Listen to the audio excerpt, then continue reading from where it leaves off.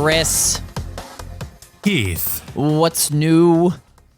Things are going well, really. Just in a good mood today. Good. I'm glad.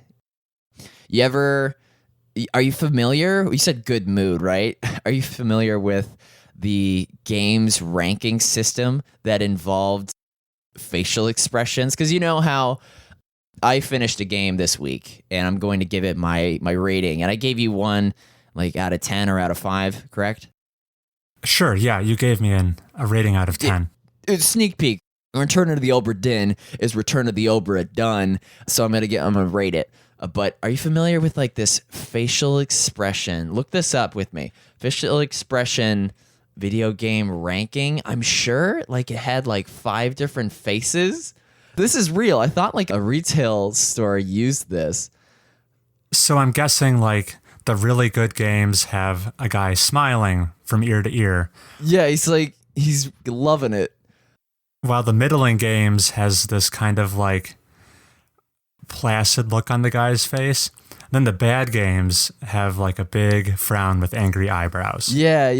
And that was supposedly like a better way to articulate whether or not it was a good game or a bad game. That's gonna be one of the photos that I tweet out as part of the podcast in pictures. This episode, however, is going to have a huge smiling face for a review because this is episode 15 of Mobius Tubes, your favorite video game focused podcast. Mobius May. Yeah, being recorded on May 4th, 2019. Oh, it's a Star Wars. Yeah, May the 4th be with you. And all that jazz. Have we talked about Star Wars yet on the podcast? We talked about KOTOR. I don't think we've talked about Star Wars at all. Yeah, just ever so tangentially. We're like a safe haven for everyone that's sick of the new trilogy.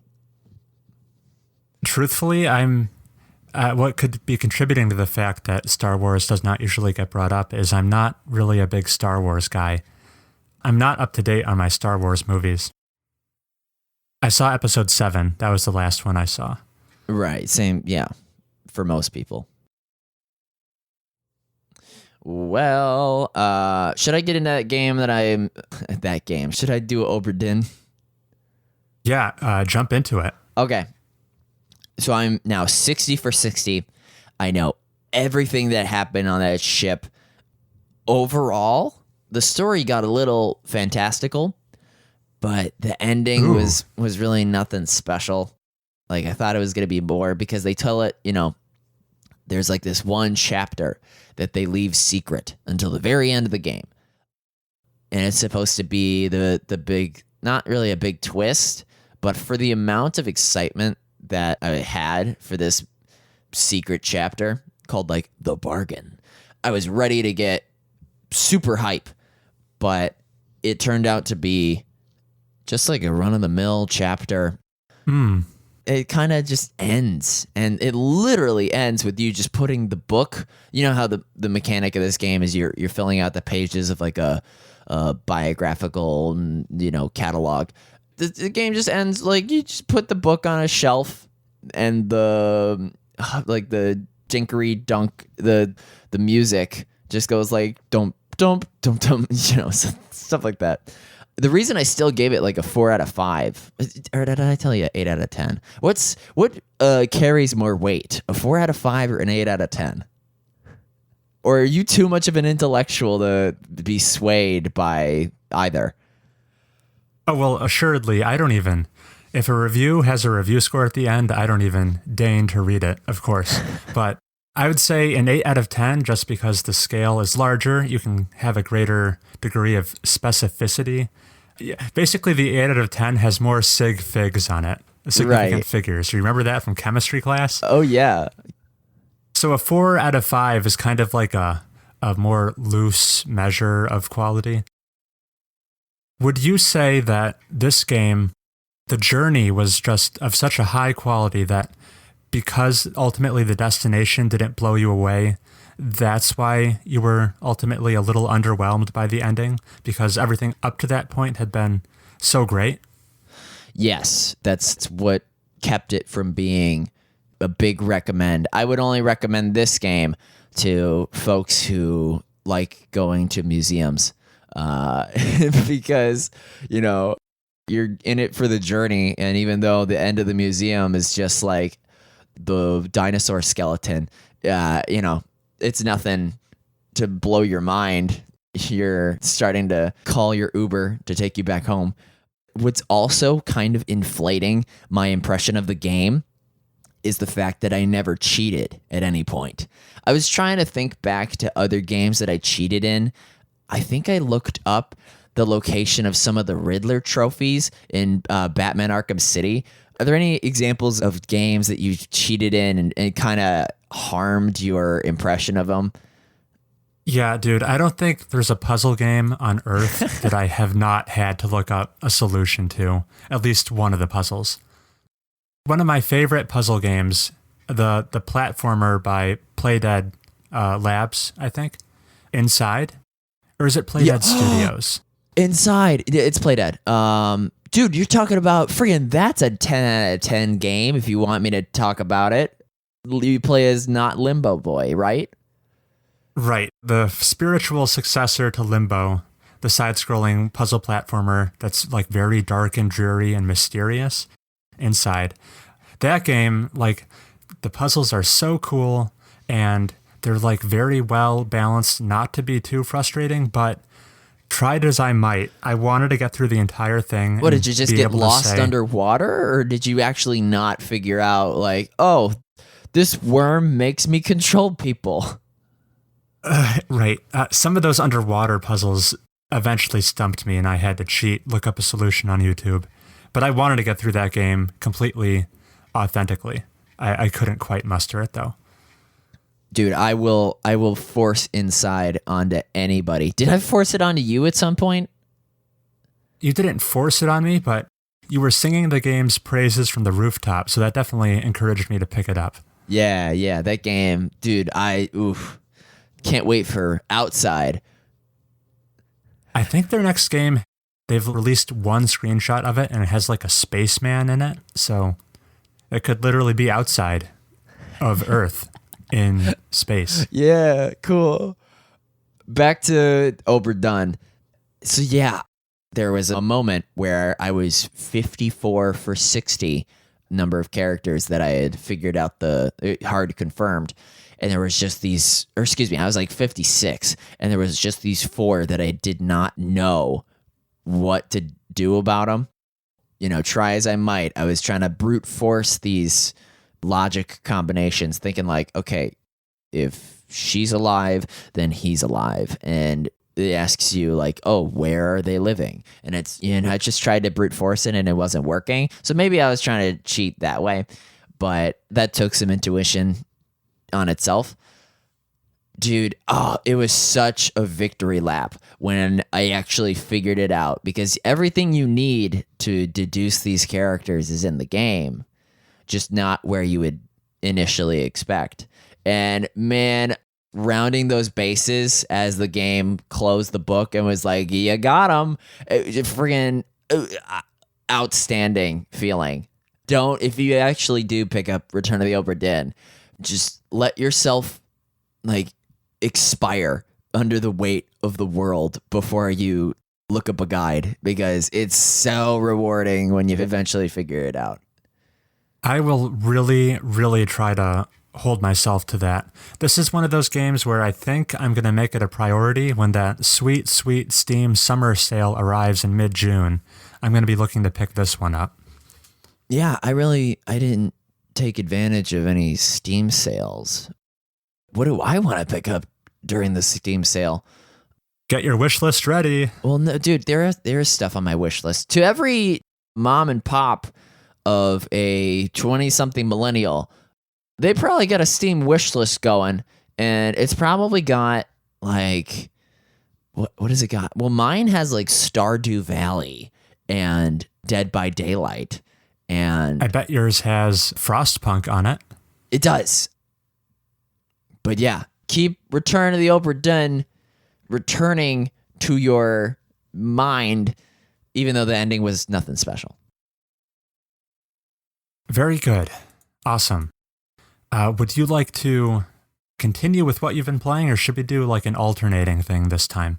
Well, it was so convenient and an amazing coincidence that the episode after we talked about great video game stories, I end up playing one of the best video game stories, and that's in Transistor. It is the relationship between Red and the sword is of a greater caliber than I would have ever expected. This is one of your favorite games. The world building. Okay, let's talk about that.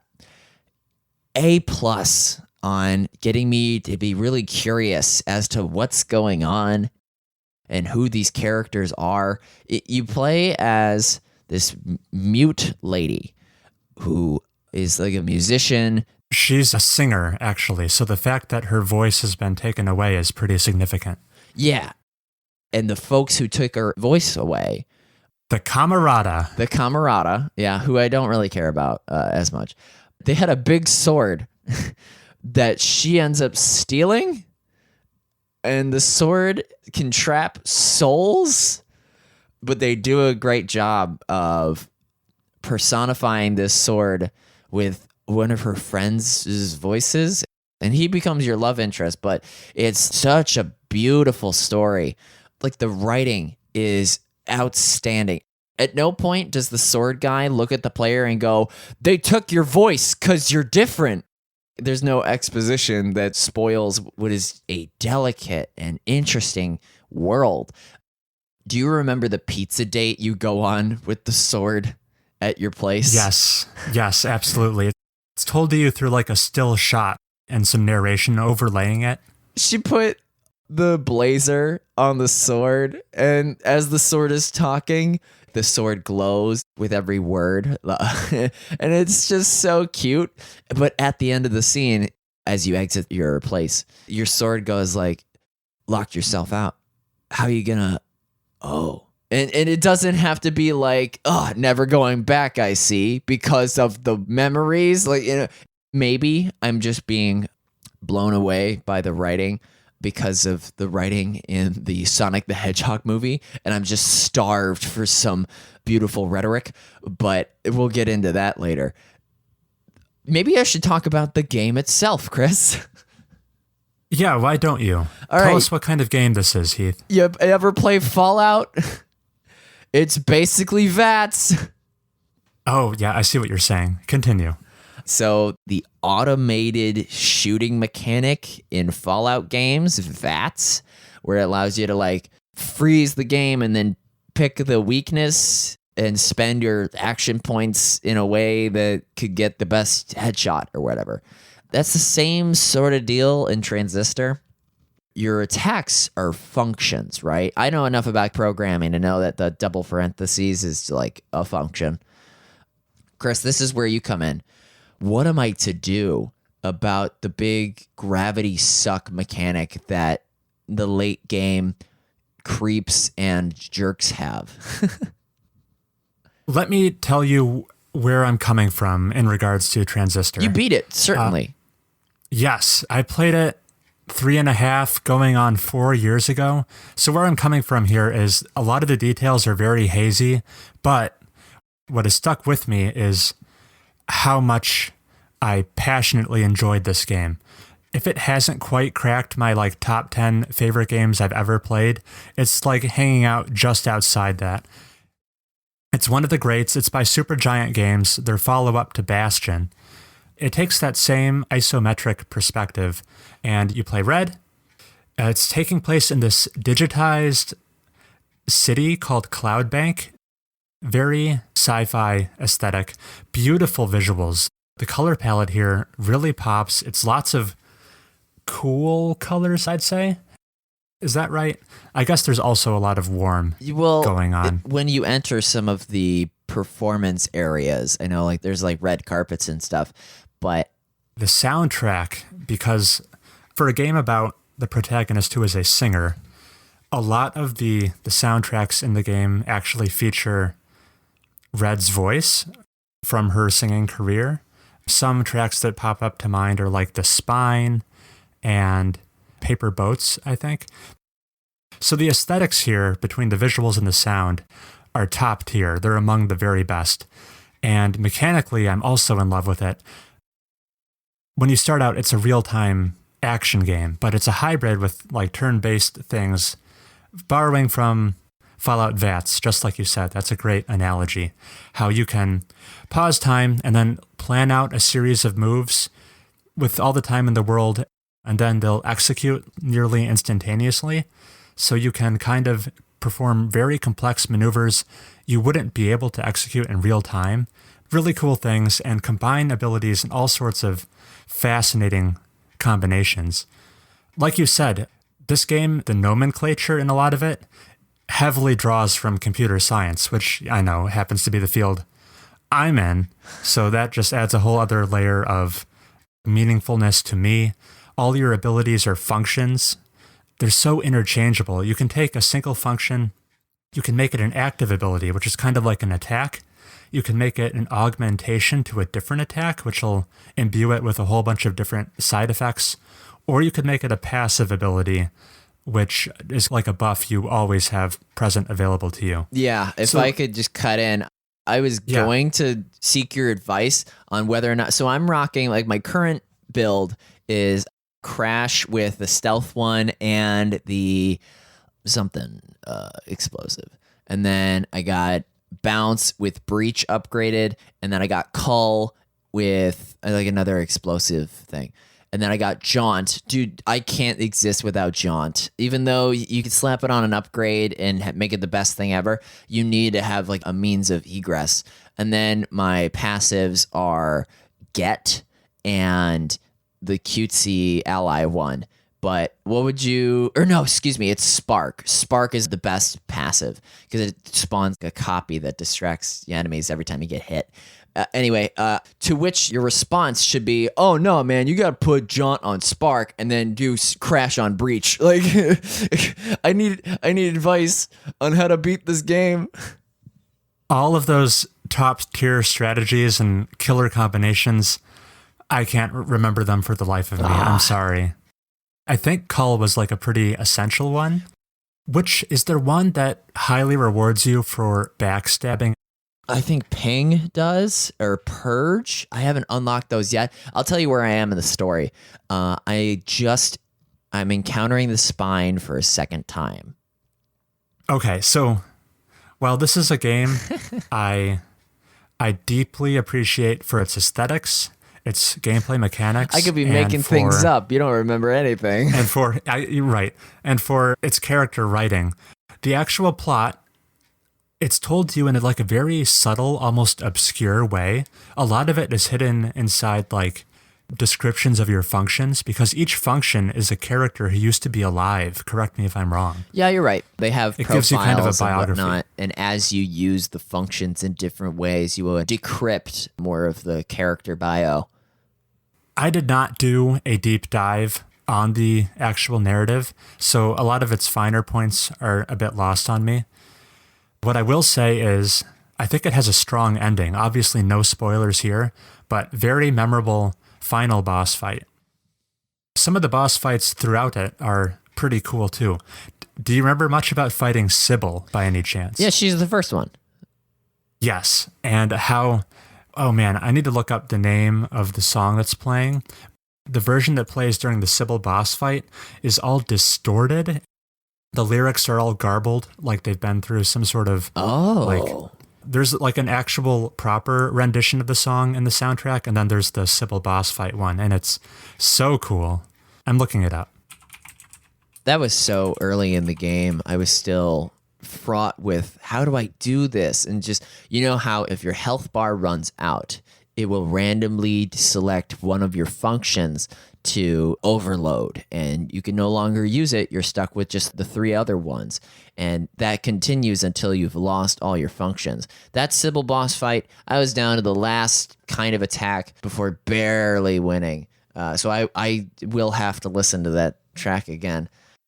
That's right. I completely forgot about how it handled the death mechanic, and that's so cool. Instead of sending you back to a checkpoint like most games out there, it strips away your abilities one by one, making you weaker and weaker and forcing you to adapt on the fly. Maybe that ruined your killer combination. So awesome.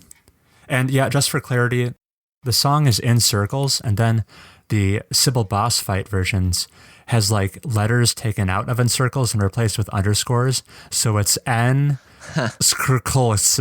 Yeah. Question. Is this how Dark Souls players feel when they do the sick combos or whatever? Okay, how much of a Dark Souls boy are you? My experience is mainly with Bloodborne. Okay, so and we know. Okay, so our friend Scott is a big Dark Soulsman. Shout out to Scott, the friend of the show from Software Expert. So Scott probably wants us to talk about Dark Souls ad nauseum, but the reason being is because I don't really. This is the barrier for entry is kind of high. Granted, the subtitle for their first game was "Prepare to Die." Difficulty is like their calling card.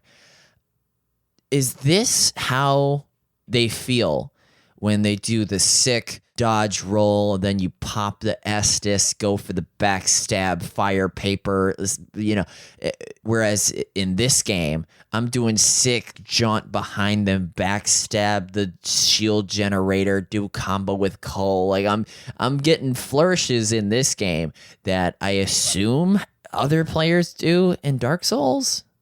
I did not feel you could draw very many comparisons between the combat between the two. The only place I might say they share some common ground is with their method to storytelling, where the plot kind of is in the background to a certain extent. It's there if you dig for it, but they don't come out and explicitly tell you everything up front. The fact of the matter is that I'm looking forward to what else Supergiant makes. Yeah, I'm a Supergiant fan for life at this point, having also adored Pyre. Just fun fact, my background on my phone for many years, probably going on like 4 years, was a picture of Red and the motorcycle she briefly rides. Love the game. I almost never replay games, but the New Game Plus mode in Transistor is so excellent that I ended up playing it twice back to back when I first was trying out the game. And what's so cool about it is you're getting all these different functions which you combine in fun ways. But in the New Game Plus mode, where you acquire them again, and now you suddenly have duplicates of the same abilities. So now you get access to a whole bunch of new combinations you never had during your first playthrough. I can jaunt my jaunt. Dude, I've had that thought. So phenomenal New Game Plus mode. And I played the game on PC. I'm assuming that's where you're also playing it? Yes. Just a cool nod to the PS4 version, which I don't have experience with, but you know how a lot of the narration of the game is coming from your sword, the Transistor, and the voice that embodies it. He's so cool. He's the coolest sword. Oh man, I wanna be friends with him. On the PS4 version, all of his dialogue comes to you out of the speaker on the PS4 controller. It's not coming out of your TV. It actually feels like the thing you're holding is the thing talking to you. Oh man, don't you wish like this is a thing that only video games can do? I know, yeah. Like it just adds to the immersion to that cool nth degree. Super cool. I was so happy when you told me you were bringing Transistor to talk about. Well, I got it for free. From the Epic Games Store. What a store. I haven't found anything else on there that I want to play or buy or whatever. But people have been complaining about how it's like a really bad store, supposedly. Like security-wise. I don't think so. I think there were some concerns about, I don't know, selling your data to China or something. I'm not super well informed, but I know there is a deeper controversy there about the Epic Games Store. Well, as long as Supergiant gets a bigger cut from my not purchase, I don't mind. They'll claim an extra 18% of your $0. Cha-ching. Okay, I guess I'll pull the reins back over to what I've been playing this past week. I have 2 games to talk about. one big one and one small one. Which order would you prefer them in, Heath? Are either of them similar to the games I played? Not even remotely. All right, yeah. Which is the least similar? Okay. Let's talk about a game that is a sequel to one that got a lot of hype, and then the sequel itself kind of, I would say it flew under the radar to a certain extent. The game I played and beat, and I'm ready to talk about, is Middle-earth: Shadow of War. Yeah, it did fly under the radar. Heath, do you have any experience with the Middle-earth or the Shadow of Mordor games? The console version of the Shadow of Mordor. What's this game called? What? Okay, so Shadow Into the of Woods? Mordor. What? Yeah, Into the Woods. So Shadow of Mordor came out in 2014, and this is its sequel, Shadow of War. Wasn't it a Game of the Year contender? It was. Despite on console running like garbage. I think didn't it come out intergen? It was a cross-gen game, and what is so interesting about that is the game's whole conceit, its whole calling card, is the fact that it includes a system called the Nemesis system, and the previous gen version, the PS3 and Xbox 360, had that cut from the game. The Xbox 360, PS3 versions, my fondest memory is watching somebody play those and going to a specifically well-populated area of the game and watching the frame rate just die beyond recognition. It becomes a PowerPoint. That is the greatest insecure build of a game I've seen from like a AAA publisher. Yikes. I didn't know it was that bad for that version of the game. You should watch it. It's astonishing. Anyway, let's talk about the game you played.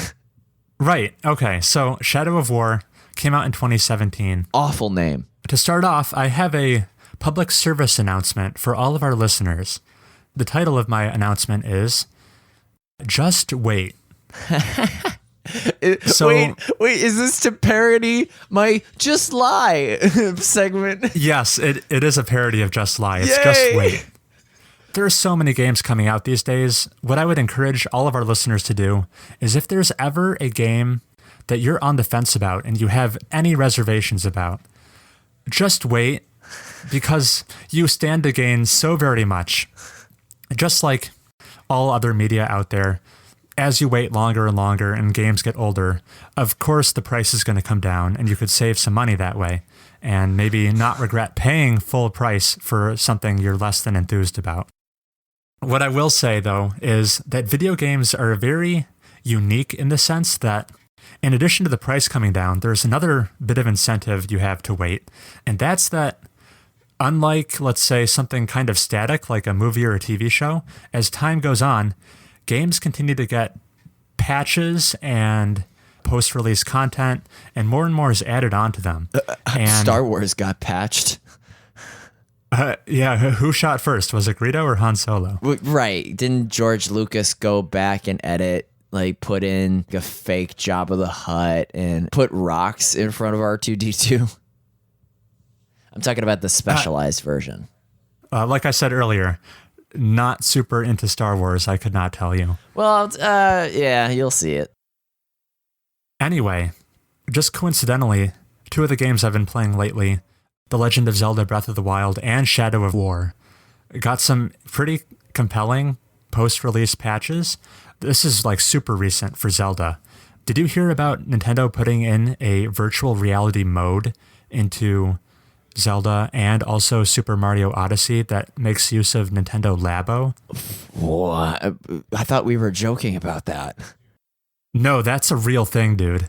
Apparently it's not great because, like, in order for it to work, you have to physically hold the Switch up to your face. Like, there's no strap on. You have to, like, keep your arms, like, holding it the entire time. Are you kidding me?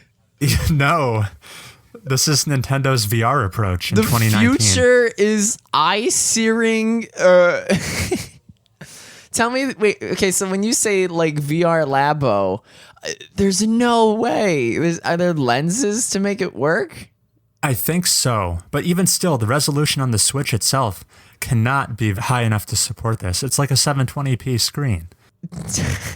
Anyway, that's not my point. The point is, what came along with this patch is that every time you enter and exit a shrine, which there's like 120 of them in the game, so pretty often, they cut the loading times. They're faster now by like, I think reports are 5 seconds per loading screen. That's significant. Faster. So I'm like, I'll take this. I happen to be playing this game over 2 years after launch. I'll take this nice quality of life patch out of the blue. That's awesome. Thank you for waiting patch. Right. So that's kind of a minor thing. But back to Shadow of War. This game launched and it was mired in controversy because it was at the height of the loot box craze. Oh, yeah. And this game had like paid microtransactions in it. You could buy to get cases with like upgrades and Pay to cool win. rare orcs in them for you to indoctrinate.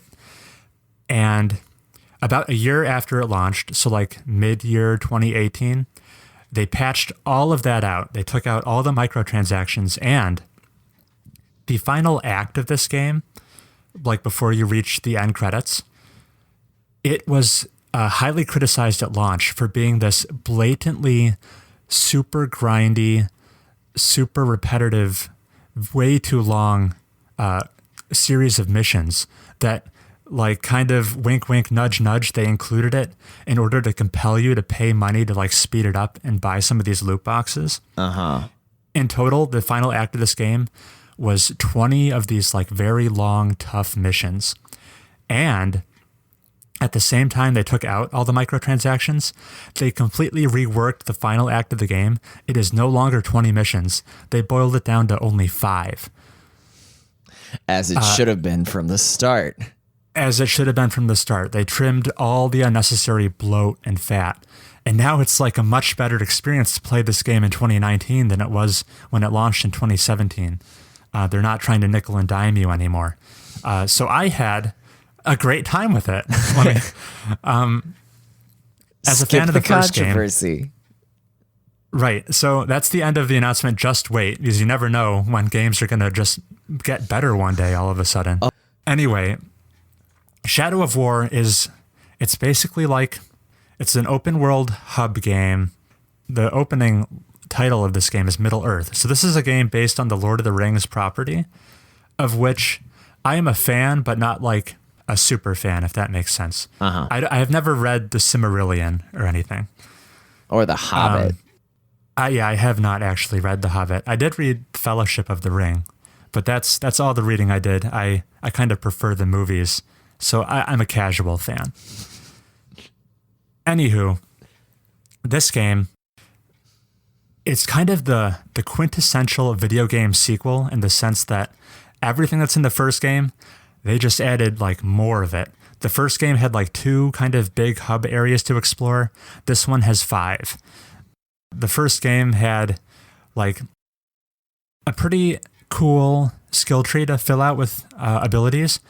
This one, in addition to having a big skill tree, every single skill in your skill tree has like up to 3 sub skills you can pick from. So you can very much like customize your play style to a greater extent. They ramped up all the RPG elements. This one now has a loot rarity system where the first game did not. This one has like gem crafting where the first game did not. So there's a whole lot of additional layers of progression systems in this game, which if you've been listening to the podcast, you know I'm a sucker for. Give me all the progression in the world. I want to see how big I can make all of the numbers. Yeah. Your level cap is a lot higher in this game, and that's all well and good. The gameplay is pretty fun. It's third-person action, primarily melee-focused combat, and that's all like cool. I wouldn't be praising it as much as I'm about to, except for the fact that they took what was so good about the first game, that Nemesis system, which for the uninformed is the enemies in this game. There is this hierarchy of orc captains. You're fighting orcs in this game, like a generic fantasy villain, but they have this like military hierarchy with like named guys. Yeah, aren't there But they're not- politics? There's politics going on. Now, these guys were not written by an author to be a certain way. They are all procedurally generated. So when you boot up this game, you're going to have a whole different military structure to your orc army than I had in my game, because all of your orcs are going to look different. They're going to have different strengths and weaknesses, different voice actors, different dialogue. You get your own like custom cast of characters here.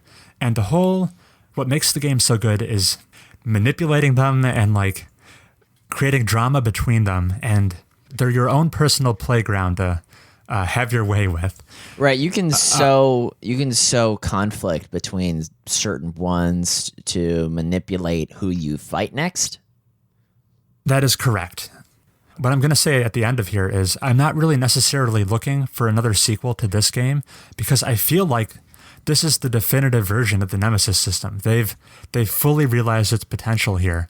It is so much more dynamic than the first game, and I've brought some like concrete examples that I want to share with you of how cool this gets.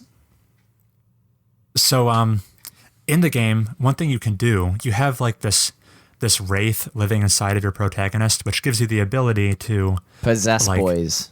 Possess orcs and like turn them to your side.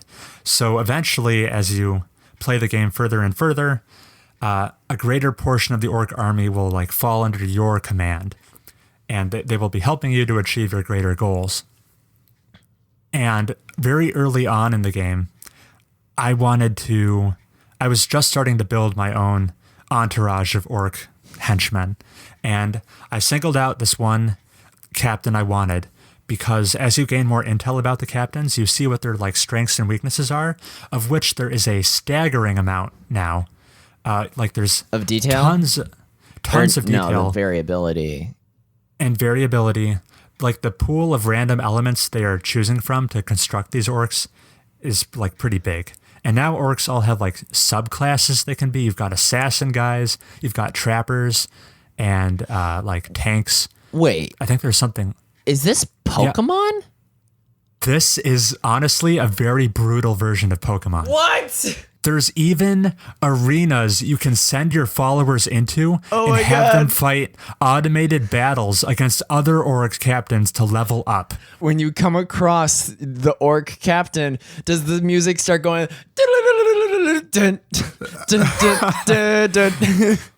It honestly might as well be. This is the Pokemon game I've been looking for. Oh my god. The protagonist used Wraith. It's super effective. Anyway, I singled out this guy named Golm, and in order to recruit an orc, he has to be equal to or lower level than you. So this guy was like a pretty top tier. He was above me in level, and the way you get around that is if you beat him in combat, you are given a couple options to like, oh, I could kill him, I could recruit him, or I can shame him. And if you shame an orc, it'll level him down and make him weaker. As happens in real life. Exactly. Golem had actually been captured by another captain, and he was facing execution. But I infiltrated the gallows, as it were, and beat everyone up. I got Golem. I shamed him to lower his level so that on a future encounter, I'd be able to recruit him.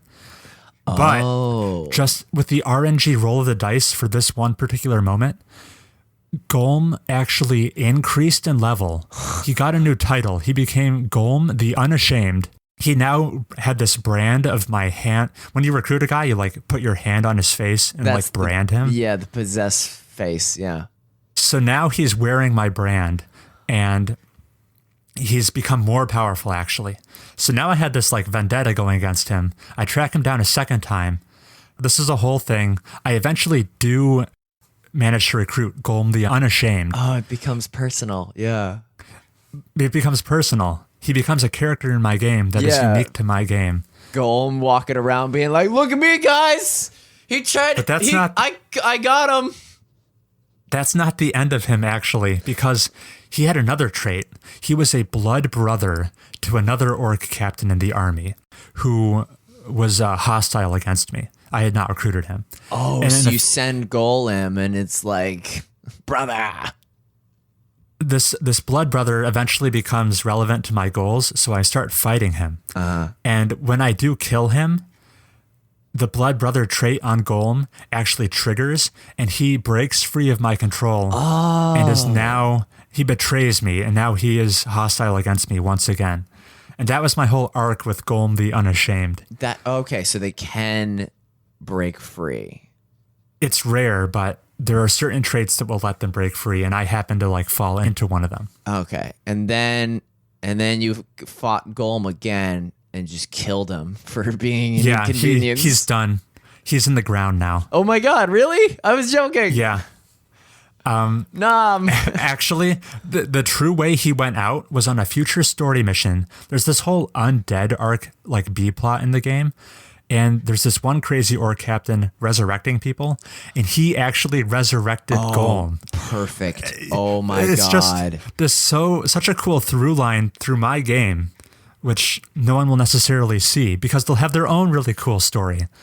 A procedurally generated Oscar-winning performance by Golem.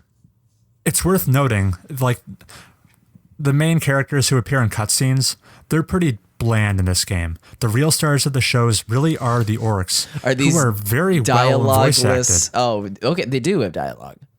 Yeah, they're fully voice acted. Lots of them are charismatic. They have the greatest. They're orcs. I know. They have melty faces. I have a couple more stories that are just too good not to share, so I'm going to go for it. Okay.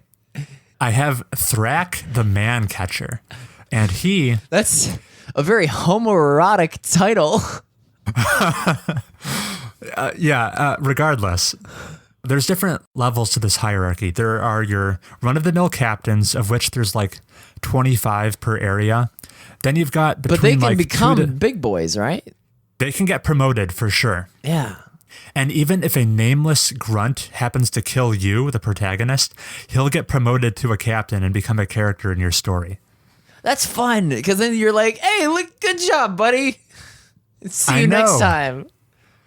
The system is ingenious. Anyway, back to Thrak, the man catcher. Okay, podcast title. There we go. Back to Thrak, the man catcher. He was one of two higher ranking war chiefs, so he was above the captains. He was defending the stronghold. And in order to weaken the defense of the stronghold, I can do some like preliminary missions. These aren't like set missions. These are things I'm kind of assigning for myself to do to weaken his hold on it.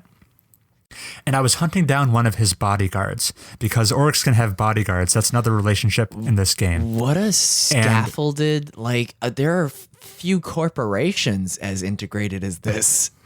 I know. And I had found one of his bodyguards. I was engaging him mid-combat. And right in the middle of it, I see this hand reach from behind me, grab me, throw me to the ground. This little cutscene starts. Thrak the man-catcher has ambushed me because I had already eliminated one of his bodyguards and he had caught wind of that. So he had come to the aid of one of his other surviving bodyguards. Oh. So now it's 2v1. I managed to survive, but Thrak escapes. The bodyguard gets killed. So now I've taken out his lines of defense, so I feel confident enough to confront Thrak for a second time on my own terms now. I go to his stronghold. I find him, but then two body doubles appear for Thrak. There are now 3 Thraks. All of them look identical. I don't know which one is him. Oh my They're God. taunting me. All 3 of them run in separate directions, so I have to choose which one to pursue. Oh, wow.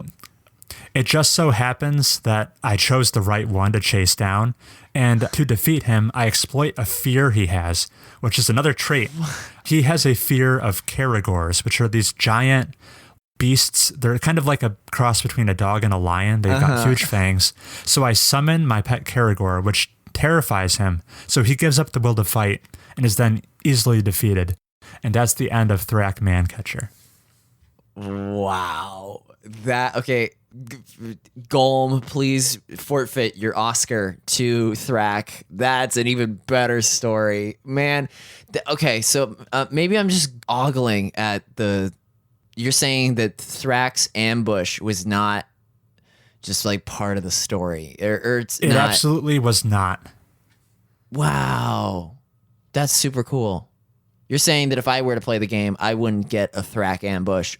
Over the course of the 30 or so hours I played the game, I had an ambush happen maybe like 3, maybe 4 times.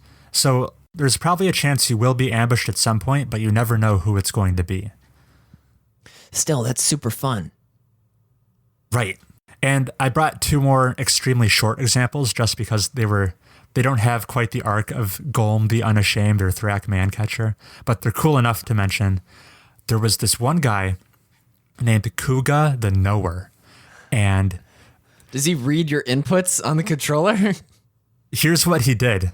I decided he was my next target. So I'm at the big screen where I'm like I'm looking at all the orcs captains. Tell me does he fourth wall break you in the screen? Kuga the Knower, I decide, yeah, this guy probably needs to go. He's going to be a threat down the line. I highlight him and set him as my next target. The game then brings me out of the captain screen. Oh my God. Kuga the Knower appears directly behind me. Unlike the rest of the captains, his entire dialogue selection is he just keeps saying, knew it, over again, over and over my again. Character. Oh my God. And he ambushes me. He suddenly appears where I am and we have to fight. Hey, I knew it. And then last but not least. Oh, that was the end of that? Oh, man. Oh, when you finally, like, you stab him through the heart and he's like, oh, I knew it. Exactly. No, he was too much fun. I recruited him. He was too valuable to kill. Oh, and then he's like, I knew it. Regrettably, I did not record this last guy's first name, but the title on him was The Bard. And every time I'd run into him, he has this like half weapon, half guitar, and he'd start serenading me with it. And then it becomes a rhythm game. No rhythm game, unfortunately. He's got a great singing voice. I recruited him. I sent him to the fighting pits to level up a couple times, hopefully infiltrate a fort to become one of my spies. In order to infiltrate, you have to like win the trust of the other orcs by fighting in the fighting pits. That's interesting. Unfortunately, he died. His opponent beat him. Ooh. Then, dozens of hours later, I was in the post game at this point. Oh, does he get rezzed? He reapproaches me. He's got huge battle scars on him. The game informs me that this bard guy has cheated death and betrayed me, so he's now hostile once again. Yo, the battle music plays again. And I put him out of his misery once and for all. Ah, man. What a I'm surprised now that I haven't come across montages of gameplay in which people are getting hype when these characters who you like, why would you care about them, go through these compelling arcs that shouldn't be the case. You know, there's full writing teams responsible for stories that aren't as good as these. Admittedly, not every single story and every single orc you're going to have are as compelling as the ones I've shared with you. Few and far between. I chose some of the ones that are like the best and the brightest, although there are easily a dozen more I could bring up. But surely this should be the direction that we pursue to get games in which these run-of-the-mill guys undergo adventurous story development. I think the game was like criminally overlooked because of that huge loot box controversy at launch. Oh, now, well, yeah. Now it gets EA it gets the full seal of approval. What were you saying? This was okay. So for backstory, that was around the time of like EA and Battlefront being just a loot Battlefront box. 2. Yeah, okay. And that stank rubbed off on Shadow more. Oh man. But this game was developed by Monolith and published by Warner Bros., I think. And we talked a lot about narrative last episode, and this is just a prime example I probably would have brought to that discussion of, you know, it's not like an authored written narrative. It's what I would call an emergent narrative, something that no one on the writing team of the Shadow of War game ever penciled down that these things were going to happen to me. But they created the systems and put all the mechanics in place to allow for these things to like organically come to pass. And by design, that kind of narrative can only exist in something like a video game, or I'd say a board game, anything that's an interactive medium. Stamp of approval, you said?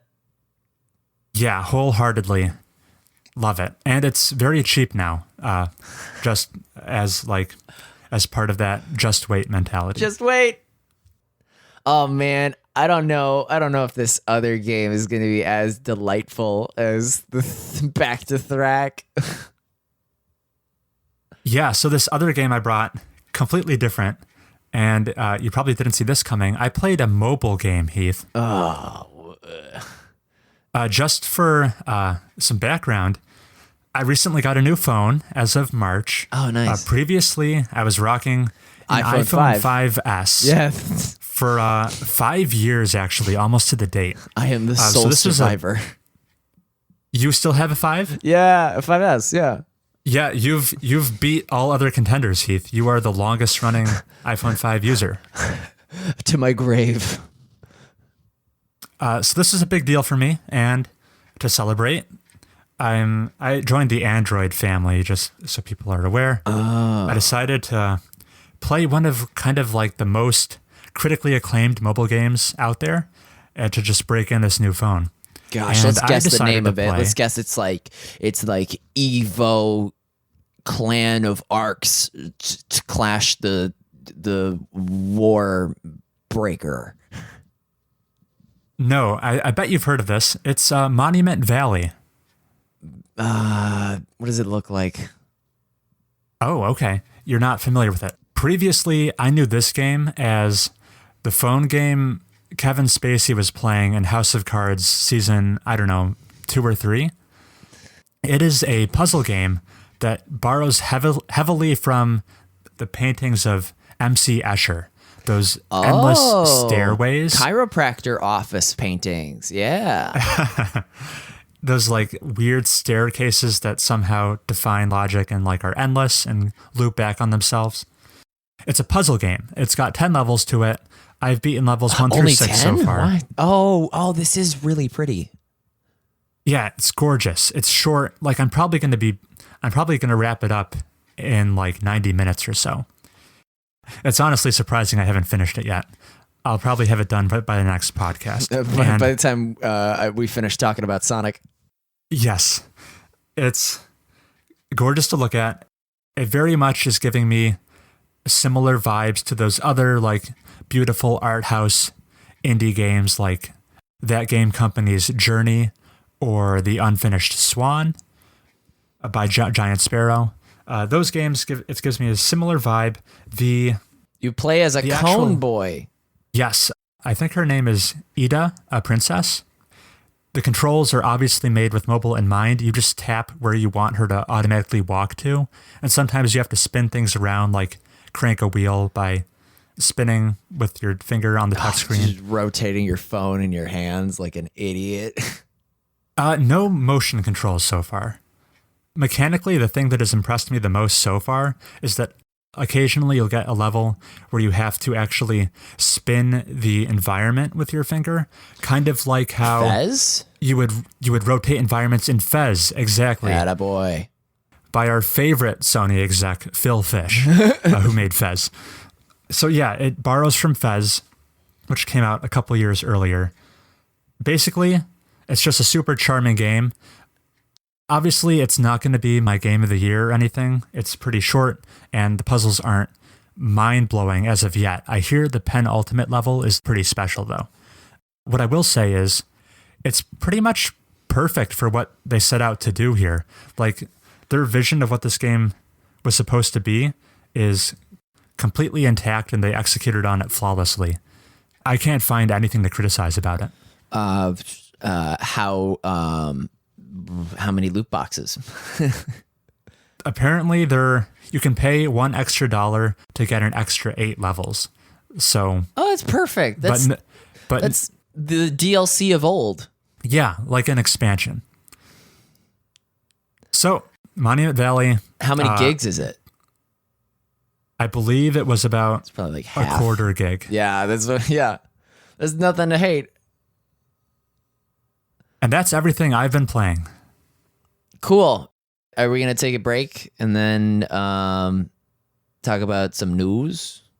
Most assuredly. When we come back, we'll talk to you all about the Sonic movie. Stay tuned.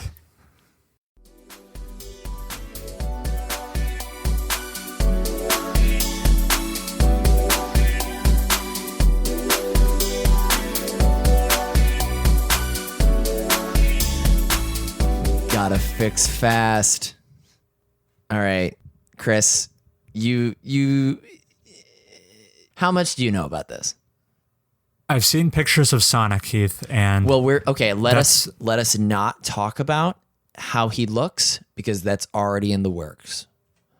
Oh, right, because they are redacting it. The fan outcry was so negative, they're changing how he looks. Jeff Fowler, the director, who actually has won an Academy Award nomination for his work in animated features, has posted a tweet as of 2 days ago that was like, we hear your outcry. You are not happy with it. We're going to fix it. And to which the whole internet was like, yay, no chance. Because this movie comes out in November. And the amount, not even think about the movie. Like merch has already been printed. And I'm certain there's tons of Sonic shirts with this ugly design. They're going to have to be like donated to Africa now, the way of Super Bowl shirts. Do you think all that merchandise will become collector's items? Oh, well, you know what? People like Angry Joe Show guy was like, release the current ugly Sonic movie as like a DVD extra.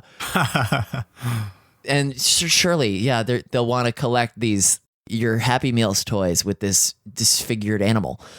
But let's not talk about the character because they already trying to wheel that back. Let's talk about everything else in the Sonic the Hedgehog trailer. And as much as we didn't want to go through Bogost's article paragraph by paragraph, I'm going to break this down because I am so embroiled in why? Okay, so this movie is made for children, without a doubt. But we've already had children's movies that have come with a level of sophistication that is worthy of the whole family. Let's talk about like the Lego movie and, Shrek, to bring that up. These are movies that have a young audience that aren't so devoid of care for the subject matter. My main grievance is Jim Carrey's dialogue. You've watched this trailer, correct? No, man, I'm avoiding it. Oh my gosh. Okay, well, all right. Probably for good reason, because of the PTSD that Sonic gives you. So Jim Carrey. Now, yeah, go ahead. What do you mean? No, is it like? I was just going to clarify. Jim Carrey plays Eggman, correct? Yes, and I think I showed you an image back in February of what he was going to look like. That was a fan image. That was not official, because in the trailer, he's just 90s Jim Carrey, the early 2000s, and he doesn't look like Eggman until the last second of the trailer, which is clearly like, oh, he gets to be the scatterbrained, portly, mad scientist as a result of some experiment gone awry. Anyway, Jim Carrey's dialogue in this movie is the most damning cinematic foible I've seen happen to an intellectual property. He goes to he's like, all right, so the scene is set. A big sonic boom happens and the government, oh my God, the government.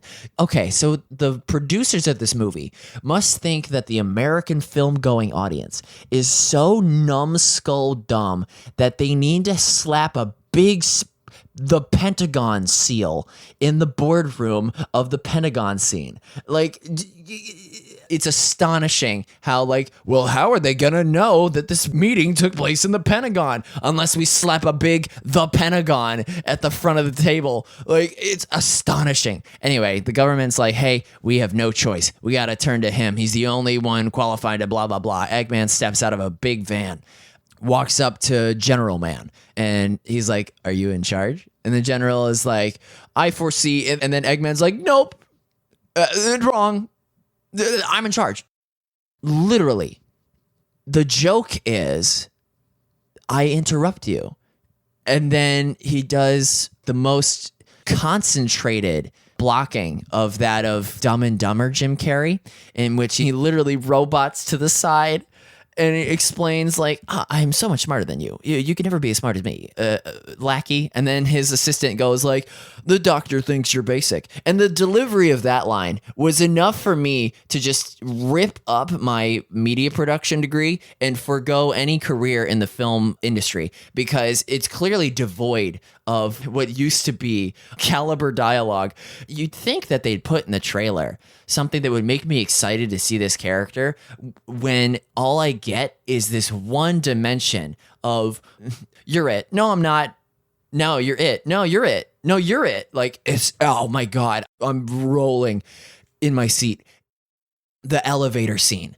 James Marsden, who you know as Westworld Cowboy, he played Teddy. Oh, okay. Yeah? Yeah. He plays the cop that's the main guy. It's him and Sonic. And Sonic is stuffed in a bag. And they're standing in an elevator. And then two NPCs are in the elevator too. And they're like, is there a child in there? And James Marsden's like, no.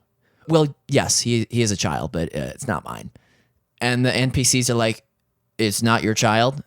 And he's like, uh-huh. And then they back out of frame. In a live action movie, which makes no sense, because the only way you can have like a comedic, people with the dramatic irony, they don't know what's going on, they just back out of the scene. That only works in like an animated movie. No one in real life would be like, oh, there's something in that bag, I'm gonna like sidestep out of the camera shot. It doesn't work.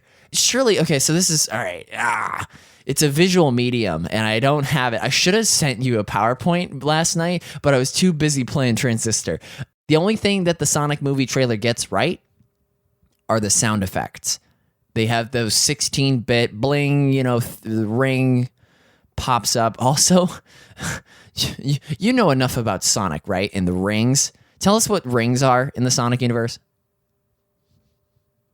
Well, I know if you or could are you hit in a all the coma rings. after my tirade? Well, I'll tell you what, Heath. I'm feeling physically ill because I started to remember the fact that you and I have a bet, and the loser of which has to go and view the Sonic movie. And it's looking increasingly likely that the Apex player count is not going to hit 100 million. So the loser would be me. Well, hey, don't worry. I'll probably be in New York around the time of this release, and I am actually super interested to see if they do a redesign. The day one crowd of the Sonic movie is going to be, you're going to have such a good day one crowd of people who want to see a trash fire. What you're saying is the day one crowd is going to have the perfect energy level for this movie. Oh yeah, Sonic is gonna make his first appearance on screen, and half the people are gonna recoil in disgust, and half of them are gonna be like, yay, laughing at the people recoiling. It's gonna be, forget the movie, turn around, we're gonna sit in the front row and watch everyone behind us. Like, it's gonna be outstanding. It's going to be a social experiment. Oh yeah, it's absolutely, like, I imagine Star Wars Episode 7 day one, the day one crowd had to be really good because it was just people itching for their fix of their decade-long franchise. That's going to be that times a million with this Sonic movie, because it's all going to be these people fascinated how such a misguided Hollywood attempt at a video game. Okay, did you ever see the movie Wreck-It Ralph? I have, the first one, at least. Sonic is in that movie. And he looked fine, right? And he looked like Sonic! But they thought this time around we're going to make him look like an animal. And then you know what's people's suspicion? Jeff Fowler basically took the outcry that the internet had and showed it to the Hollywood execs and was like, told ya. And that gave them the go ahead to make it look how Jeff Fowler envisioned. I think we could put Jeff on our side and blame the Hollywood execs being like, no, the kids aren't going to want to see it if it looks like a video game. So the sound effects are on point. James Marsden is a good guy. You know the song "Gangsta's Paradise"? I do not, I'm afraid. Oh, okay. Well, the joke was there's only one character allowed to come out to Gangster's Paradise, and that's me. Because the song was released in 1995. Oh, okay. When I was born. That's the joke. Oh, gotcha. Okay. You know, it's the last thing that's actually good about the Sonic trailer. You know how these movies are like, every hero has their start. In this movie, they go, every hero has a genesis. I did hear about that tagline, actually. Because Sonic came out on the Genesis console. The Sega Genesis, yeah. That's cool. I wonder what the tagline is in Japan, where the Genesis has a different name. Every hero has a Mega Drive. That's what the console was called in Japan, and it loses the double entendres. Yeah. You know, speaking of making Sonic look like an animal, have you heard the report? All right. We've got a couple like extra details on. We got a blowout basically about what Persona 5 the Royale is. Apparently, it's like the new edition of Persona 5, analogous to how Persona 4 had a Persona 4 Golden. It's coming out in 2020, but the mascot character of Persona 5, the cat, Morgana, apparently now has a human form in the game. Morgana's a boy too, right? Morgana is a dude. That's weird. But this has left me feeling all sorts of conflicted. Uh-oh. Yeah, I don't know if I needed to see Morgana as a dude. So what did you mean by a Dynasty Warriors-esque beat 'em up? Okay, so we had rumors of Persona 5 R, which ended up being Persona 5 the Royale, which I am excited about. Persona 5, probably a top 3 favorite game for me, and I've been kind of getting the itch to revisit it, which is no small task because it's like a 100-hour game. And having all this additional content, there's a whole extra semester to your school year in Persona 5 R. Do you know how much more time I'll have to do social links? I'm gonna be living it up with abundant free time. What time of year is the next semester? What is it going to cover? It's not going to do Valentine's Day again. I'm not certain actually when it would be, but so my hype level, if news comes out that you are allowed to import your save from vanilla Persona 5 so that I can retain Persona Compendium stats and like my social stats, because you have like guts and what else do you have? You're building like up like your social something. well-being in charm and guts. Yes. And those are relevant for who you can interact with in the game. If it lets me retain all of those stats and then import it into this new, bigger, fleshed out version of Persona 5, my hype will be through the roof, Heath. If I have to start from scratch, I'm enough of a masochist to probably do it anyway, but that'll be a significant disappointment. Oh, speaking of... Sorry. You mentioned the Muso game, Dynasty Warrior Persona game. Yeah. What is the name of that? The Phantom Strikers, I think. Boy. So that is also coming to PS4 and to Switch, actually, which I guess is the connection and why Joker is in Smash Bros. Now. But I'm enough of a fanboy to probably check that out as well. What were you saying, Heath? Well, speaking of masochism, you're being a masochist, I'm in this part in Wargroove that it's not the best. You ever play the Quagmarsh mission? Which act is this in? This is Act 3, Mission 2. You're walking around with Emmerich in the forest, and you only got 5 guys. Ah, right. Yeah, you're kind of like... You're playing an escort mission, basically. Yeah, Cuttlefish. That mission sucked. Like I'm halfway through it, and I'm already on like turn 25. It's okay. Gotcha. So my grievance is, you only have like a certain number of dudes, and you can heal yourself. You can spend a turn doing that, but it's just this onslaught of the dead boys while you're trying to make communion with the king who died. It's a slog. The other missions aren't like that. Right, those kind of missions are few and far between.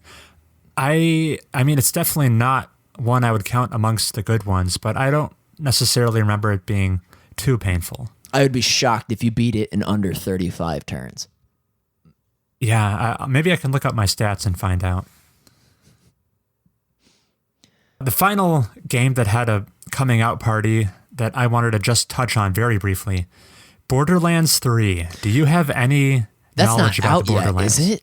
No. But we got gameplay videos and a release date. It's coming in September, I think, of this year. Okay. And on PC, it's an Epic Games Store exclusive. Curious. Okay. That's probably the biggest exclusive the Epic Games Store has lined up yet. It's worth noting it's only going to be exclusive for 6 months, which, if you follow Mobius Tube's public service announcement, just wait, shouldn't really bother you. Yeah. And what I'll say is, the original Borderlands came out in 2009. I'm sure you can find a counterexample to this claim, but I kind of think, was that the first looter shooter? Did it spawn that subgenre? No. I mean, what year did it come out? 2009. Oh, 2009. Its sequel, Borderlands 2, came out in 2012. And if you don't count the pre-sequel, it's been dormant for quite some time. And in the meantime, the looter shooter craze has reached peak levels. And it'll be interesting to see how one of the first stabs. Yeah, how one of the founders kind of, how it lines up in this totally different climate. If it will justify, it's like, will it seem dated or will it come out and when be... the pioneer becomes like the tried, what am I trying to say? When the pioneer gets eclipsed by all the new kids on the block, basically. Yeah, it becomes old hat. Yeah, that'd be curious. From what I've seen of the gameplay thus far, which I have not paid a ton of close attention to, it kind of looks like more of the same. So I'm wondering if it might not be a smash success. Uh-oh. That said, I really liked playing Borderlands 2, so more of the same isn't necessarily the end of the world if I've been waiting. It'll be like 7 years at this point. Wow, that's significantly long. Right. And that's all I had to say about Borderlands 3. I'm not a Borderlands super fan or anything. I know a Borderlands super fan, and they're already hook, line, and sinker for the third one. Right. Fans of the game will come out and buy it regardless of how innovative it is. And that's about it for the news, I believe. So yeah, then I'm trying to find like an earlier iteration of like the shoot loot games, but I can't find it. So that's the end of the news. Excellent. When we come back, it'll be time for listener emails. Talk to you then.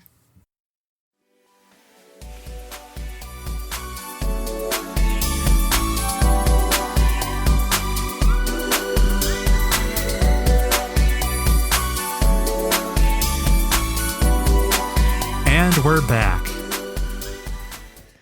So guess what, Heath? We have a email to go over today that is not from Nate. He's been, Nate is no longer best friend, only this guy. You're referencing the meme. Yeah, big fan of that one. Yeah. Yeah, Nate's been a little quiet lately. I hope he's okay. Well, we gave him a lot to talk about in the previous episode. Sure, yeah. Or maybe we should play more Exonia. What's the friggin' game he played? Zenonia. Yeah, that one. He played. Exnonia, yeah. Anyway, this comes from a listener going by Danny P. Danny P says, "Hey, Chris and Heath. Love listening to the podcast and listening to the new intense intro and transition music. Thank you. Curious, could you go over the pros and cons of the various consoles available today? I am looking to get into some gaming and was curious which console to get. Some that he lists that he's considering are the Xbox, the PS4, the PC, the Nintendo Switch, and he even lists the Wii. Also,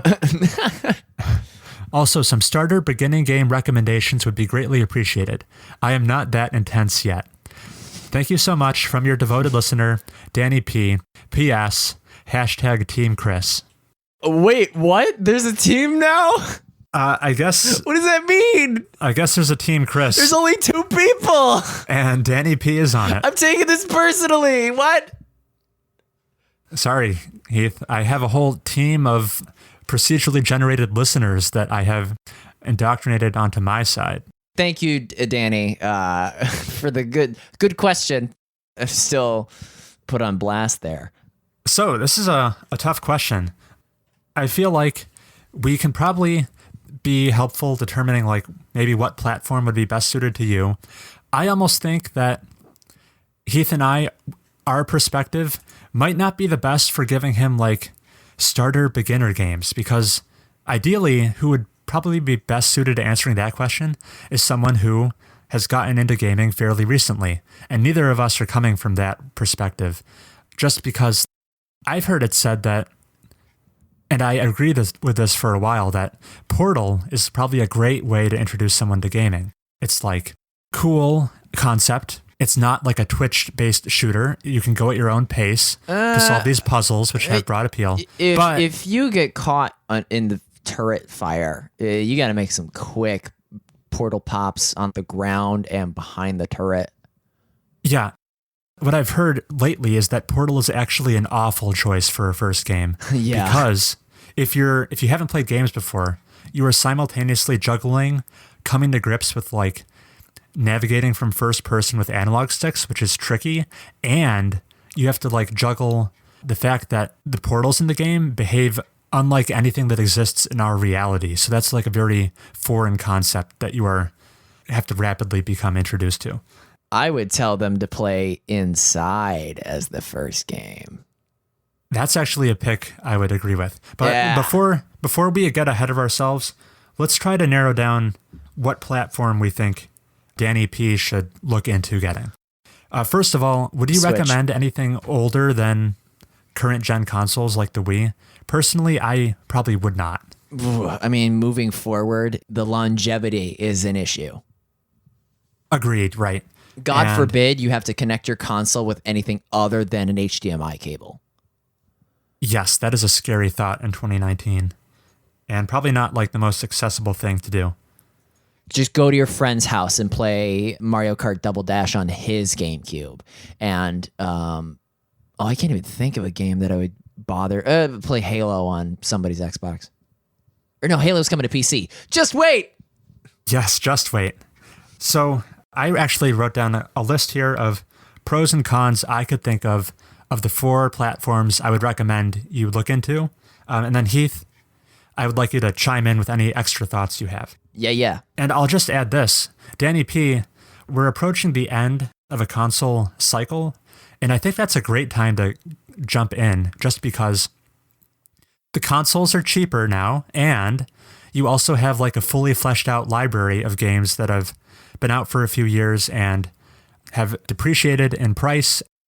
There's no shortage of games to choose from. So, okay, I thought we'd first cover the one that is most different from the other 4. The Switch! The Nintendo Switch. You like Just Dance? Pros for the Nintendo Switch. It's the only one with Pokemon. It costs $300. I mean, not the cheapest thing in the world. Getting into video games can be intimidating because you have this like big upfront cost you have to pay for. Other pros. If portability matters to you at all, well, this is the only system of the 4 that you can take with you. So if your lifestyle supports playing games on a commute or on the go, that could be a pretty big incentive to get a Switch. Another thing, if you're the type of person who has people come over to your house to play games with you locally, I would say the Switch probably has the best selection of games that support local multiplayer options. Nintendo is big on that. Mario Kart 8 Deluxe is a lot of fun with people in the room with you. Super Smash Bros. Ultimate is excellent if you like kind of a mix between a party and a fighting game. Super Mario Party as well. Nintendo just pumps out a bunch of games that you can play with people gathered around a couch all together. So depending on if you are the type of person, I don't know, do you think you're playing games by yourself, with friends online, or people in a room with you? If the option is people in a room with you, probably go with the Nintendo Switch. And that brings me to my next pro that I have for the Switch. Nintendo has a very strong first-party lineup of exclusive games. Just know that the games that are exclusive to the Switch made by Nintendo, they tend to be more whimsical and lighthearted in tone, and they're primarily focused on mechanics. You're not playing Super Mario Odyssey for the compelling, life-changing hero's journey that Mario goes on. You're playing it because he feels really fun to control, and they have a whole bunch of inventive level designs constructed for you to explore. So what would help me answer this question is if I knew what about video games appeals to you, Danny P., but I'm just going to cover all my bases here. Some cons I brought for the Switch are that of the 4 options we're talking about here, it has the least visual fidelity. If you buy a game on a Switch as opposed to a PlayStation or an Xbox or a PC, the resolution might be lower. You might have a lower base frame rate. The amount of visual flair going on the screen might be diminished. If you don't play a lot of games and you don't have a lot to compare it to, that might not bother you at all, though. Unless you're a graphics snob, this might be a moot point. Other things are that Nintendo tends to keep their games near or at full price for a long time.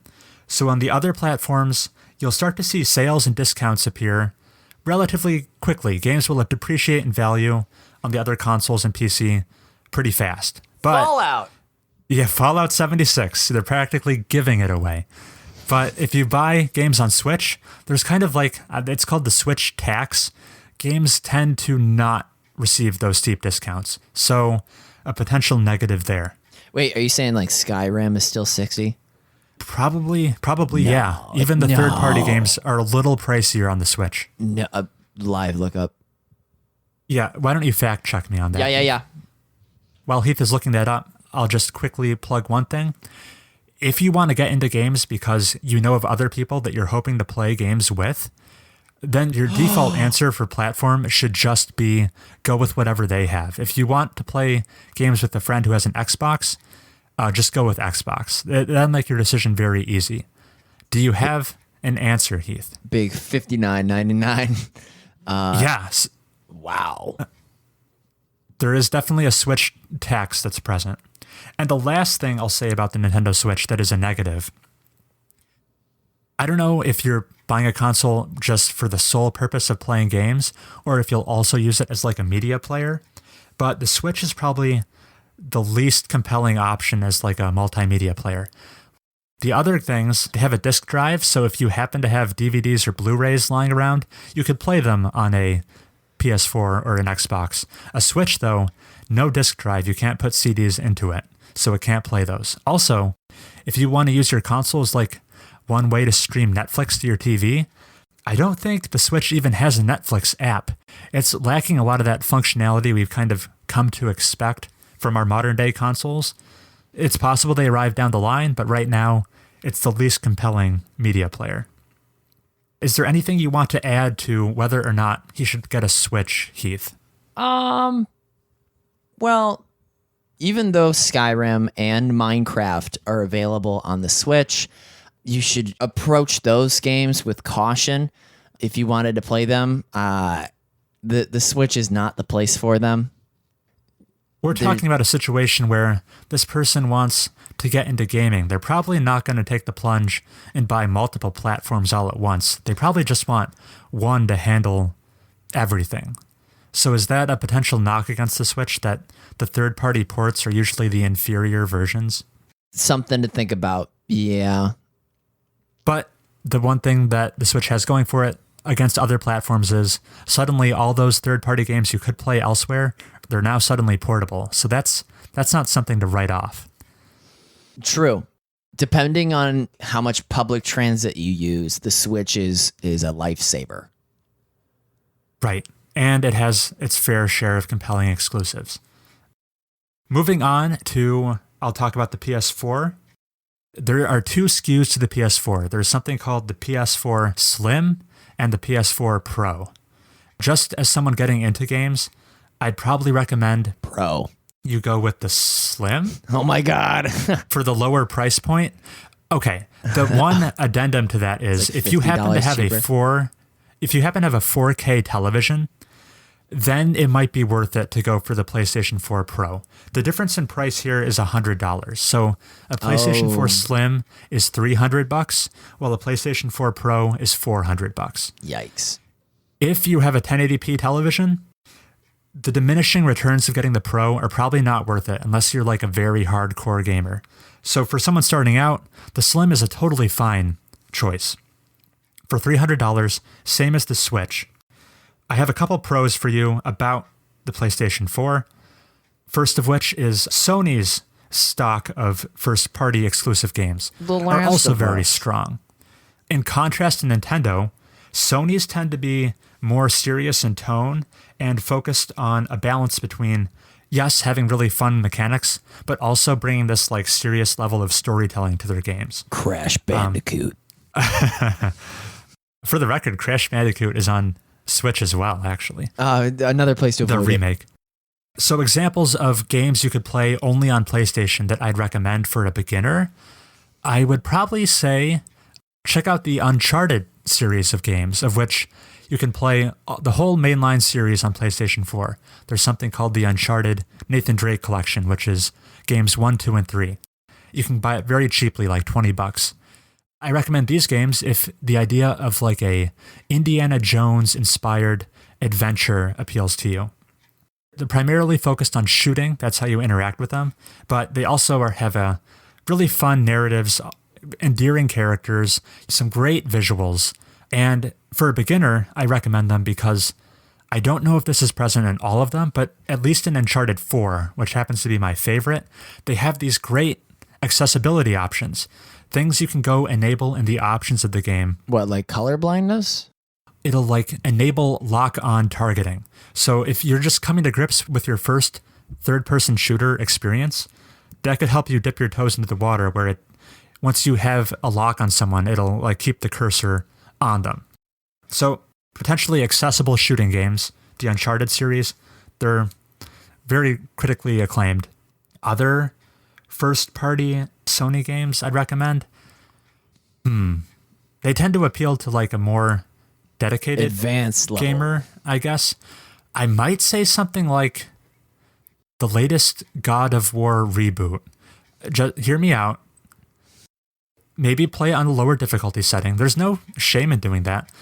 It took home all sorts of Game of the Year awards last year, so it might be a good example of just playing a game that'll show you like how far games have come. The narrative is superb. The gameplay is so much fun. Being able to throw the axe and recall it at any point is like such a simple thing, but never outstays its welcome. They get a lot of mileage out of that mechanic too. Visually, it's stunning. The PS4, in general, that's a pro. It has better visual fidelity than the Switch. I think you would probably dig it. Like Heath said earlier, what are some more multi-platform games we might recommend? You said Inside, which I think is a great pick. A side-scrolling puzzle platforming game that is not too long, probably like in the range of 3 hours, which, man, every moment of that game is just, they spent so many years in development for what is like a pretty short product, which the result is every frame of that game is just so meticulously made. It's no perfect concept and execution. There is no fat on the bones of that game. The concept is you're this nameless boy wearing a red shirt, infiltrating this mysterious facility, and dystopian. There's a whole lot of, it's very dystopian. I don't want to give away what's going on. The whole story is told wordlessly, not a single line of dialogue. The puzzles are all super well designed. Intuitive. Super intuitive. Your parents might like it. Like I was saying about Monument Valley, they perfectly executed what they were going for with Inside. So when we talk about the multi-platform games, that means they're probably like available on all of the consoles. They're not exclusive to anything. You could play it on Xbox, you could play it on PC, maybe even Switch. To wrap up the PlayStation 4, another pro is that, like I mentioned earlier, it has that disk drive, so you can play all your Blu-rays, your DVDs, if you have them. You can use all those streaming apps you want. They're available for the PS4, like Hulu and Netflix and HBO. You can make it like the center of your living room. A con for the PS4 is that if you're interested in playing games online, like competitively or cooperatively with other players, there's a $60 subscription fee that'll last a year that you have to pay for in order to do that on a PlayStation 4. That same kind of fee also applies to the Switch, although it's reduced. It's only $20 a year. The Xbox One, it is exactly the same, $60 a year. And then on the PC, one pro going for that is playing multiplayer is free on the PC. No subscription fee you have to deal with. Moving on to the Xbox One. Much like the PS4, two SKUs. There's an Xbox One S, which is the cheaper version, and Xbox One X, which is the more expensive version. Same with the PS4. What? Yeah, it's called the X. Oh, it's I like was not $500. aware. Oh. It's analogous to the PS4 Pro. I recommend going with the S, the cheaper one, once again, unless you have the 4K TV addendum. Or the bone sad. The bone, you could go with the Xbox One S all digital edition. I wouldn't recommend it though. Why? I think there are actually better deals out in the wild for just the vanilla Xbox One S. Which brings me to the first pro of that one, and it is the cheapest entry point you have available. I went onto Amazon, Googled Xbox One S. You can get it for like $220 versus the $300 for the Switch or PS4. So that's great. And it even comes with the game at that price. Yeah, but that game might be like Assassin's Creed 4. I think the one I saw was like the Battlefield 5 game, the World War II one. Yeah. Another pro for the Xbox One S, if you just want to try out video games, you get the cheapest console, which is this one. It's totally serviceable. Don't let the word cheapest scare you off. It also has this unique service called Xbox Game Pass, which is not available on the other platforms. It is a subscription where you pay $10 a month and get access to hundreds of video games, just unlimited access. So you'll instantly have a library of games to play, more games than you can reasonably handle all at once. And it's super cost effective. That's like a big pro. If you're hesitant, you don't want to like go all in on video games, that might be a very good solution for you. It's worth noting, if you stop paying the subscription, you will lose access to the games. You don't own them indefinitely.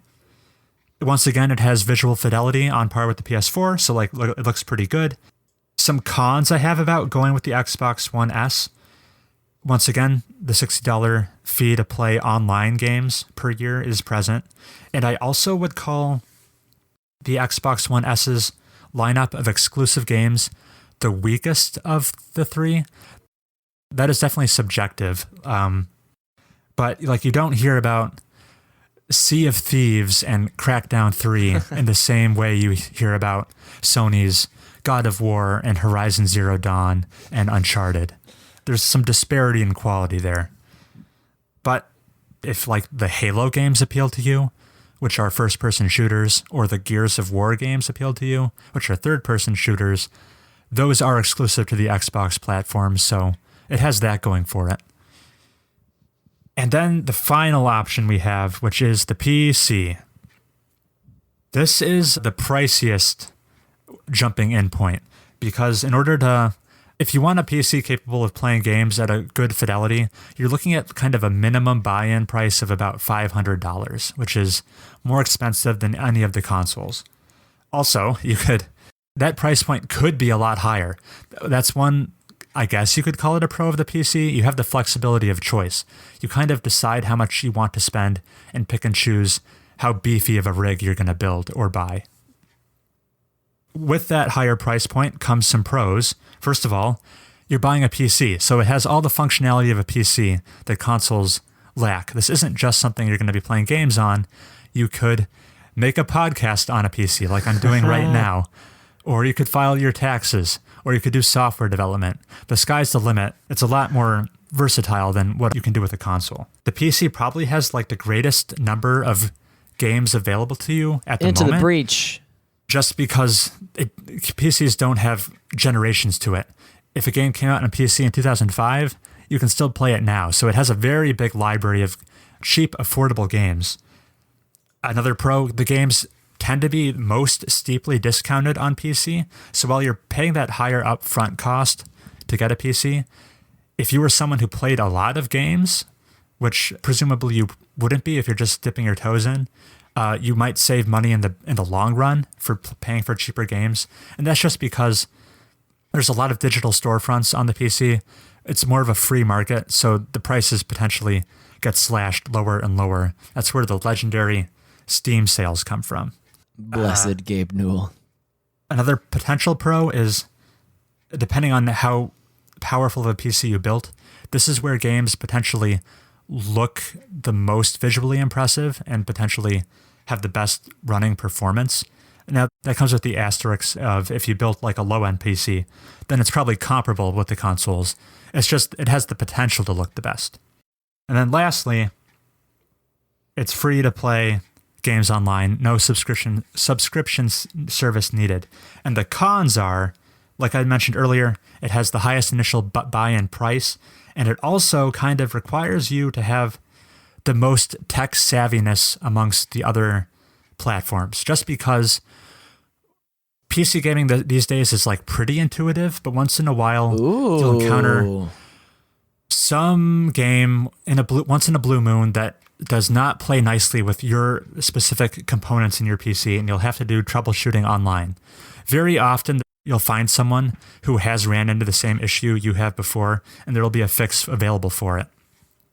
I can count on one hand the number of times I tried to launch a game and it didn't immediately work, but just be aware there is a little bit more troubleshooting baked into the PC platform over the accessibility and convenience of consoles. And that's my buyer's guide for the different platforms. Anything you blatantly disagree with or want to add to? You know what I was going to add? What? So, Danny P, we've told you about all 5 of the video game options you have available. The Switch, the PS4, Xbox, PC. Now we're going to talk about the Mac OS options for gaming. If you have a MacBook Pro, you can install all your favorite games on there, from Portal to Jackbox. That's like what Chris was talking about. If you're going to be playing games with friends, you having people come over, Jackbox is the perfect game to switch to.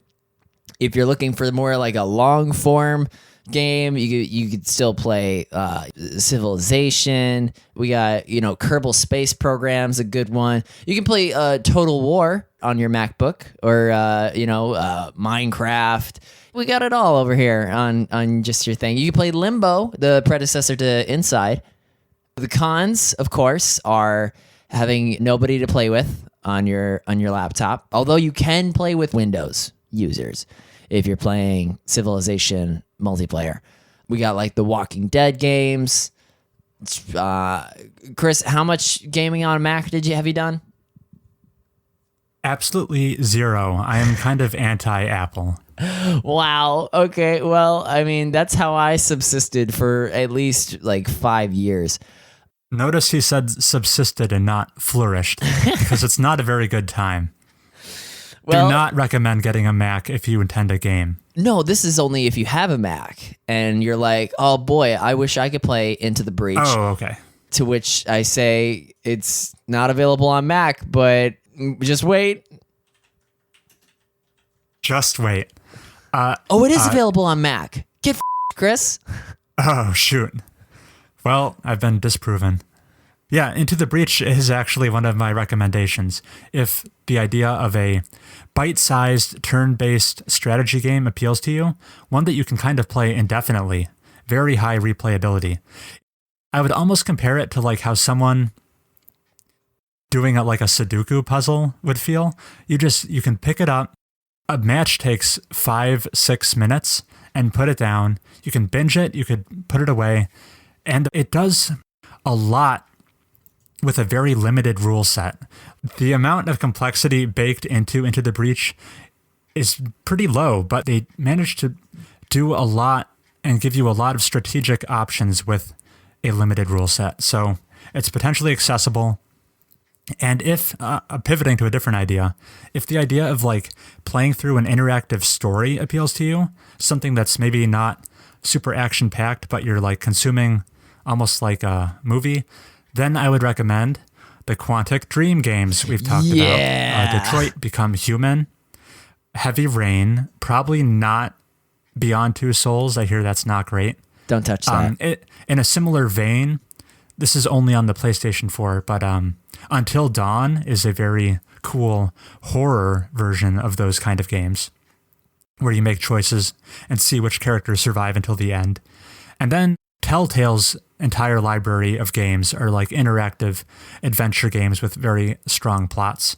From all of your favorite licensed franchises like The Walking Dead and The Wolf Among Us and Game of Thrones even though I consider that to be one of their weaker ones. So those are some options to consider. Yeah.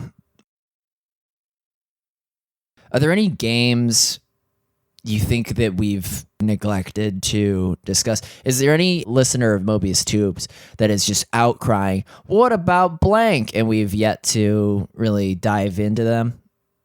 Are you talking about specifically games that would be good for a beginner or just genres in general? I mean, we've talked about, if puzzles appeal to you or the action elements. And I, when we first talked about Switch, I kind of shouted out Just Dance, but I think some sort of like those, like Just Dance is an example of a game in which that could be someone's only gaming experience is if they're recreational or whatever. Well, we didn't really recommend any RPGs, but those as a genre kind of demand a lot of investment up front, which I don't know if a beginner necessarily would want to commit. If you want to try an RPG and see if you like it, what would you recommend, Heath? I'm trying to rack my brains for one. I mean, not Red Dead just yet. Probably Fallout. I almost think Persona 5 wouldn't be a bad entry point. Just because... Really? If you have any familiarity with Pokemon, picture that. That is what... It's a turn-based battle system, so you don't have to stress about not being fast enough with your reflexes or anything. You're strategically picking choices with the personas you've captured so far. It's that style of game mixed with a really cool story told to you from the perspective of a group of Japanese high school students who are attempting to... They have access to this kind of other dimension where they're attempting to root out all of the corruption and warped desires that have cropped up in society. Is that what it is? Yeah, they are changing people's hearts who have been corrupted to change their ways back into, I don't know, noble citizens, I guess. The stakes start out relatively small, but then exponentially ramp up into quite the story, I must say. There are twists, there are turns. What I would caution you, though, is if this sounds appealing, know that you're in for a 100-hour epic if you intend to see it through all the way to the end. Nice. I would reconsider that recommendation on what you just said. Will that be a wrap for episode 15 of Mobius Tubes? Yeah, we did it. Closing details, we actually changed our Twitter handle. It is now at Mobius Tubes. We simplified it. We cut off the POD at the end. Oh, we forgot to do corrections. Yeah. Right, that could have been a good correction to do. And you can write to us at mobiustubespodcast@gmail.com. That stayed the same. What were you saying, Heath? You're looking forward to something? Just looking forward to the Sonic movie now. And finishing Transistor is my jam. Yes. Hopefully you'll go back to it so I can talk a little spoilers with you. I can watch a plot recap for sure. Yeah. I will be interested to hear your take on the ending. Yeah, you said it was good. All right. Until next time. See ya.